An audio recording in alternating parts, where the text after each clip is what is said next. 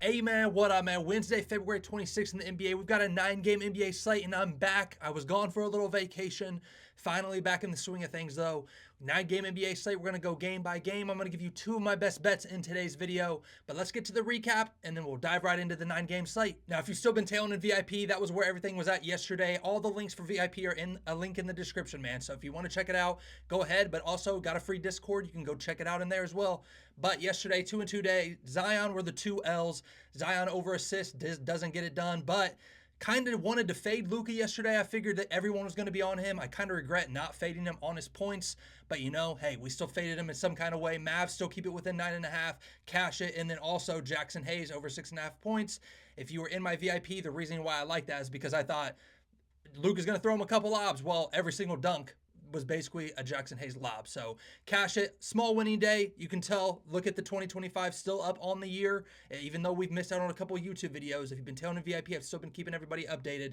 So still up on the year. But hey, let's get into today's slate. Got two best bets, and they're pretty quick off right off the bat. First game on the boards between my Celtics versus the Pistons here. Celtics only about 4.5-point favorites, not a big favorite. Total about in the mid 220s there at 226. Boston out of the break here has been looking pretty good. So usually if you've been hearing me in a lot of the past videos, I've been telling you I really don't like backing them off wins. And out of the break, man, they've looked pretty good. So right now, I'm not really wanting to fade them, but I do feel like Drew Holiday's going to be out. I haven't even seen any Jaylen Brown props out yet, unless if I'm just missing them. If I'm just missing them, then that's just on me. But I could see maybe him even possibly being out. I mean, the Celtics are on a back-to-back. It wouldn't surprise me if somebody else sits here. In this game, though, I mean, I still feel like it's a low spread. I still feel like with how the Celtics have looked out of the break, I got to lean the Celtics, even though I know the Pistons have looked absolutely great. They have been a complete different team this year. But Clippers, I mean, they beat the Clippers, they beat the Hawks, they beat the Spurs, they beat the Bulls. Like, I mean, beating the Clippers is a good win, but Clippers on the road just don't play as well. And if I'm not mistaken, they didn't have Kawhi or Norman Powell in that game. So maybe Clippers at full strength would have been a different game. I think Detroit playing against Boston is a tougher matchup. I lean Boston there. I think it's a low spread, even though they could have a letdown here. Boston out of the break's been covering almost every single game. But I do have two best bets in this game. I'm going to go ahead and get to the first one because it is on a Pistons player, and it is Ausar Thompson over 5.5 rebounds today. Now, you have to make sure to get it at plus odds. If you don't get it at plus odds, then you're just messing up, because I would not take this if it's at minus 105, minus 110. I would make sure to get this at plus odds, because if you've taken Ausar Thompson before, he's kind of a riskier guy. He can get in foul trouble pretty quick. He usually guards a lot of the good offensive players for the other team. So if he's guarding Jason Tatum at any points this year, gets in foul trouble real quick, it could be a problem. But over the last 10 games, he's averaging 24.1 minutes. I like the spot for him here because when he's played 22 or plus minutes, he's hit this 11 of 19 this year and 7 of 11 at home. And even in the two games that he's played versus the Celtics, he's had a couple decent rebounding games. 3 rebounds, but only played 13 and 12 minutes. So add on a couple more minutes there. I think he can grab 6 boards today. I really like it at plus odds. I would not take this if it's at minus odds. So make sure to grab it there. But that is the first best bet. I do like Ausar Thompson today, but play it light. It's not a parlay piece. Make sure to play it as a straight play and make sure to grab it at plus odds. Now, the second best bet, I only had 2 bets in today's video. We're still going to go game by game, where I'm going to talk about every game and give you some more leans. But you already see the man on the screen, Tobias Harris. We are fading him today. Under 14.5 points. I have not wanted to back Tobias Harris all year. I backed him once this year. He, of course, went under. And this man is, if you have been in VIP over the last 2 or 3 years, you know how much I despise Tobias Harris. So to find a spot here where I like to fade him and take his under, I like it a lot here. If you've been looking over his last couple games, he's been shooting lights out, shooting like over 55%. If you're even diving in a little deeper, some of those games shot over 65%. So he's shooting crazy recently, but been facing a lot of bad defenses. The Celtics are a top 10 defense. When he's faced a top 10 defense this year, he's went under 11 of 16. So I like the defense here for the Celtics, even though they're on a back-to-back. I still think Celtics are going to be playing well here against a Pistons team that is going to come out and try to play competitive here. But I just think Tobias, he's been going over against a lot of bad teams. He's still not getting crazy volume. It's not like a lot of games he's getting up 15, 20 shots. Like a lot of these games just getting up 12, 13 and is making 7, 8, 9 of them. But if you're looking, went under 4 of the last 5 versus the Celtics, and in some of those games was even getting up 16, 17, 18 shots. He's only gotten up 16 or more shots in only 6 games this year. So I still think Cade Cunningham's going to be out there. If for some reason Malik Beasley gets ruled out, if for some reason another like decent guy that gets some volume for this the Pistons gets ruled out, then maybe don't take Tobias under today because he probably will maybe get that 15 shot, 16 shot mark. But with everybody kind of healthy for the Pistons, I mean, relatively over the last month, I mean, obviously no Jaden Ivey, but we know he's been out forever. I like his under here, so that's the second best bet. Fading Tobias Harris. I do lean the Celtics on the spread there. Total, I wouldn't mess with it. Like those two best bets, though. But moving on to the second game, the Sixers versus the New York Knicks. Knicks pretty big favorites here. Pretty big favorites, about 10-point favorites. And really, if you're looking at a lot of their most recent wins, they're really not beating anybody by more than 10 points. But 76ers, 1-9 in the last 10, have not won a game out of the break. No Joel Embiid. They are an absolute dumpster fire. I mean, the one time I actually was like, I don't mind the Sixers. I took them on the money line versus the Nets. If you were in VIP, you probably had that play on February 22nd. We took the Sixers as a money line in a little money line parlay, and they went out and lost as an 11-point favorite versus the Nets. There's no way you'll find me probably taking the 76ers, but also I don't love the Knicks over as a 10-point favorite here now. I probably would lean them. They've had a couple days rest. They're on a 2-day rest here. You know the Knicks, I mean, sometimes their legs are a little just not underneath them because Tom Thibodeau plays them like crazy, but they have not looked great out of the break here. Yes, they beat the Bulls, but only by 2. They lost to the Cavs in one of the worst losses in Tom Thibodeau's New York Knicks tenure there. Lost by like 30 plus, and then lost to the Celtics there. And that game honestly wasn't really close. In the last like minute, Mikal Bridges scored like 8 points. So in this game, I really don't love it, man. I really don't. So there's no props that I really looked at in this game because I'm just not loving any Sixers props. You know, I don't mind Tyrese Maxey at 28.5 points. I mean, I'm looking at it now. This is really the first time I've looked at it is in real time. And I do know Karl-Anthony Towns. I don't mind him today over 23.5 points. That was someone that I actually did look at was Cat because going up against Andre Drummond and an opposing center versus Andre Drummond can foul a lot. I think Andre Drummond just sometimes isn't the greatest defender, so I don't mind Cat there. He'd probably be my favorite Knicks player, but like I said, I didn't look super deep into this game just because I don't really love both these teams and how they're looking right at this time being. 10-point favorite, I mean, I don't even want to give you a lean. It's just not a game I'm really in love with there. Total at 230, I'd probably lean the over because I still think the Sixers defense is really, really bad. And if Maxey kind of has a game, Knicks defense really isn't that great. So don't mind Maxey there, though, the more I'm talking about it. But let's move on to the next game there. Toronto Raptors versus the Indiana Pacers. Pacers, another big favorite. I mean, 10-point favorites here. Toronto is on a back-to-back. Pacers at home have been looking pretty decent. Now, they did lose to the Nuggets there. Little bummed about that one because I thought the Pacers had a decent shot there, but Nuggets off a loss are always too hard to go up against. Nuggets off a loss, they go into Indiana and take care of business there and actually beat the Pacers. But Pacers, I do expect a bounce back here. I do think the Pacers take care of business. Now, the Raptors have beat the Pacers twice. 2 games in Toronto, the Raptors beat them both. I think Pacers definitely win this game in Indiana. I don't know if they're going to cover 11, but, you know, I definitely would like, I almost said I would like the Pacers in a money line parlay today, but they're a 10-point favorite, so you'd have to add at least 1 or 2 other teams there to even get decent odds there.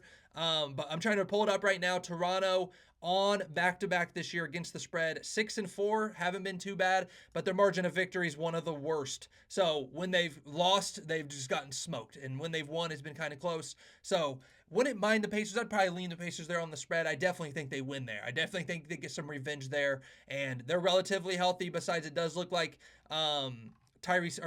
Maxey. Halliburton is questionable for this game, so maybe wait on some news for him if that scares you a little bit. But I definitely think the Pacers get it done there. Definitely one of my favorite money lines today where I just think they win straight up. That's how I'm feeling there. Fourth game on the board, Portland Trailblazers versus the Washington Wizards. Portland about -6 here against the Wizards. Wizards get it done yesterday versus the Nets by about 8 points. So I don't know if they get it done. That was actually a day ago. I don't know if the Wizards get it done today. I mean, I feel like the Trailblazers out of the break didn't look great. They did lose to the Lakers in that first game and then come out and smoke the Hornets and then beat the Jazz, but barely beat the Jazz. I think they do beat the Wizards here, and I do think they cover. I'd probably be leaning the Trailblazers here to cover. Denny Advia, revenge game versus the Wizards here, old team. Chris Middleton's lines are very low at 13.5 points, and he's still playing like in that mid-20 minute range. Now, I do know Wizards get up a lot of other guys that get up some volume, so I'm just pointing it out. I feel like Chris Middleton, kind of low lines for him from what I'm looking at. But I would be leaning the Trailblazers there. That's about the only thing I have in this game. Nothing else I really love in this game. You guys will notice in these videos coming down the stretch here in the NBA, I'm not huge on player props after the All-Star break because I feel like I start finding a lot more unders. I start finding a lot more spreads and money lines and totals that I'm liking. So if you're in VIP, you've already noticed that over the last 3 or so weeks. But once it starts getting down to the end of the year, I'm not huge on player props unless if it's like a spot that I just typically have been backing all year. We kind of know what to expect with some of these teams, and towards the end of the year right now, I don't really want to bet on a Wizards prop or heck, even a Trailblazers prop on some guys. So that's just you'll notice that in the videos. There'll be some games if you have a question on a guy and maybe I didn't even talk about him in the video. There's some guys that I have maybe I know off the top of my head if they've had a good matchup against that team or if it's a good matchup just defensively, like they're going up against a bad defense, or maybe I know he's a good transition scorer and that they play a bad transition defense. So if you ever have a question about a guy, hit me up in the comments, man. Just message in the comments saying, hey, how you feeling about this guy today? And I'll let you know how I'm feeling. I'll try to get back to you as soon as possible. I do have notifications turned on, so any comment that you guys comment pulls up right to my phone. So as long as I'm by my phone, I will get back to you. But let's move on to the next game. Atlanta Hawks versus the Miami Heat. Miami, I wanted to back them a couple nights ago versus the Bucks. I sprinkled on a money line there against the Bucks. They lost to the Bucks, but were actually up a lot of that game. They ended up getting outscored by 15 in the fourth quarter to lose that game. So they were up going into the fourth quarter, but blow that game. And then they faced the Hawks on a back-to-back. They were on a back-to-back. Next night, lose to the Hawks. Now they go to Miami. They're back home, and they face the Hawks again. I do lean Miami here. I think Miami gets it done. They've lost same thing kind of as the Pacers and the Raptors. Raptors have beat the Pacers twice. I kind of think the Pacers get it done at home. Miami, they've lost to the Hawks twice at both games in Atlanta. Now they're back in Miami. I kind of think Miami gets it done. I do think this game's going to be close, though. I do think it's going to be close, a 2.5 point favorite. I do think it's going to be a game that finishes within 10 points. That's just how I see it. But we faded Tyler Hero. If you watch my if you've been following any of my plays on Twitter/X, we're on a 9-2 run now on Twitter/X with my best player prop of the day. Tyler Hero was one of them when he just faced the Hawks. We had him under 26.5 points. It was absolutely sweat free. And now he's facing the Hawks again, and now his point line's at 27.5. I said maybe take his under, which is what we did last game, and then I said maybe take his over at home. I still don't like it at 27.5. That's just too high. I'm not saying I'm taking the under today. I'm not running it back on his under, but I don't love 27.5. I think that's still kind of high. If it had been 25, 24.5, like say they kind of bumped it down a little bit because he had a really bad game, hey, I like it. I almost like Bam Adebayo over points today a little bit more. I would rather take Kel'el Ware over points more. Like I don't love Tyler Hero up in that 27, 28 point range. If it drops down to 25, 26.5 before game time, maybe I'll consider it. But other than that, really don't love it. Caris LeVert over 11.5 points. He's been having some solid games, getting up 10 plus shot attempts in a lot of these games with the Hawks since he's joined the Hawks, since getting traded there. So if he's going to continue to get 10 plus shot attempts, you got to back his over 11.5 points in my opinion. He could have an off shooting night, but if just volume alone, I think Caris LeVert just off volume alone is a decent spot there. Terrence Mann had a decent game last game out. I think, if I'm not mistaken, he scored 15 versus the Heat. Today's line's real low. Don't love him. I would rather probably have Caris LeVert just because I think Caris LeVert's going to get up the volume more than Terrence Mann. But nothing I'm really loving in that game. Lean the Heat. Total at 231. Not messing with it. Don't mind Caris LeVert in that spot. If you want to run it back on Tyler Hero under, don't mind it. And then Bam Adebayo, I'd probably lean his over on points. Didn't really look much at assists and rebound props in those games, if I'm being honest with you. But next game, Oklahoma City Thunder versus the Brooklyn Nets. OKC, huge favorites here. 17-point favorites, really big favorites. I can't do anything other than lean the Thunder, but Thunder have had some really tough games here out of the break. They faced some good teams, the Timberwolves twice. Both those games really high scoring, very entertaining games. Brooklyn Nets, they can't seem to score 100 points against anybody, and if they do, they barely score over 100. They're scoring like 105. This Thunder defense is so good, so good. They're top 3 in the NBA this year, and I'm looking at the Nets. A lot of these games facing really bad defenses and can't even score 100. So is this a game where the Nets come out and they're like, hey, one of the best teams in the NBA. Let's put it like, let's come out and really show up today. You know what I'm saying? Like one of those games the Thunder are getting the Nets best. Like, do they get the Nets best? Because if that's the case, I lean the Nets on the spread. But Nets play at such a slow pace. They play at the slowest pace in the NBA. They're missing D'Lo still. It looks like, if I'm not mistaken, Cam Johnson is either probable or questionable in this game. So not a spot that I'm like, I can really back the Nets confidently right now because if Cam Johnson sits, I don't know how they score more than 90 points. To where at that point I just got to lean the under or lean the Thunder. If they play with Cam Johnson, I mean, and some other guys end up playing there, maybe I lean the Nets just because the Nets want to give the Thunder their best. But I was very, very close to taking the under in this game. Very, very close. But I could also see the Thunder going out there and putting up 125 points, 120 points, and then it's kind of hard for that under to hit. You have to have the Nets really not show up.